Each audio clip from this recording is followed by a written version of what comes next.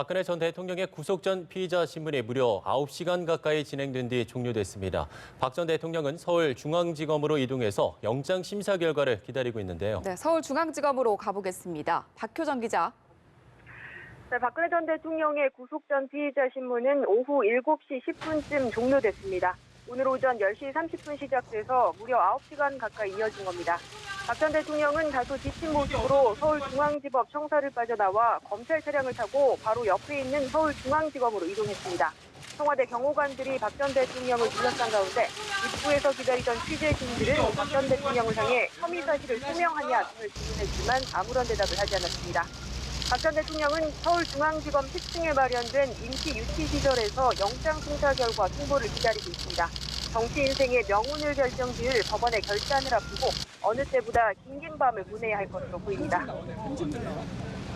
영장 실질 심사 중간에 휴정을 2번이나 하는 건 상당히 이례적인 것 같은데 어떻습니까?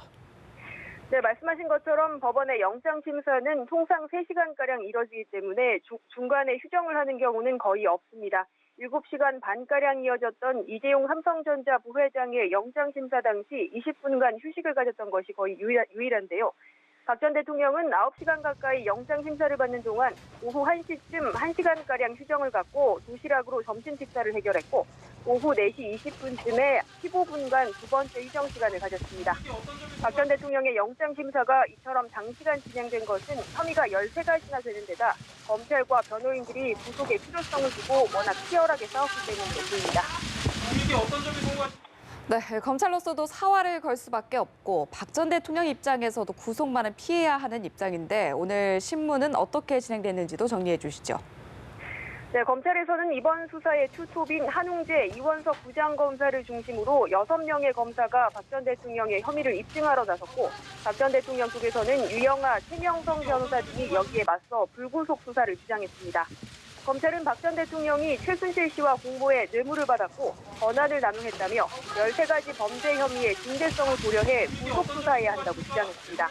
공범들이 대다수 구속됐고 앞서 검찰과 특검 수사에 응하지 않았던 것을 볼 때 불구속 상태에서는 재판에도 확실히 응하지 않을 것이라는 주장을 편 것으로 전해졌습니다. 박 전 대통령은 이에 맞서 최 씨와 공모한 적이 없고 최 씨가 이권을 추구하는지도 알지 못했다며 혐의 사실을 완강히 부인했습니다. 대통령직을 박탈당한 이상 도주하거나 증거를 인멸할 우려도 없다며 불구속 상태에서 재판받게 해달라며 판사를 설득한 것으로 전해졌습니다. 박 전 대통령은 최후 진술을 통해 자신의 결백을 호소하며 적극적으로 신문에 임한 것으로 알려졌습니다. 아마도 박 전 대통령의 구속 여부는 자정을 넘겨야 나올 분위기인데 앞으로 절차는 어떻게 진행되는지도 말씀해 주시죠. 네, 구속 전 피의자 신문을 마친 강부영 영장 전담 판사는 신문 내용을 검토한 뒤 구속영장을 발부할지 혹은 기각할지를 결정해야 합니다. 신문 자체가 너무 늦게 끝났고 그만큼 검토할 기록이 많기 때문에 결과는 자정을 넘겨 내일 새벽쯤에나 나올 것으로 예상이 됩니다. 영장이 발부될 경우 박 전 대통령은 40년직인 최순실 씨 등이 수감된 서울구치소로 향하게 됩니다. 반대로 구속영장이 기각되면 지지자들이 기다리는 삼성동 자택으로 돌아갑니다. 서울중앙지검에서 연합뉴스 TV 박효정입니다.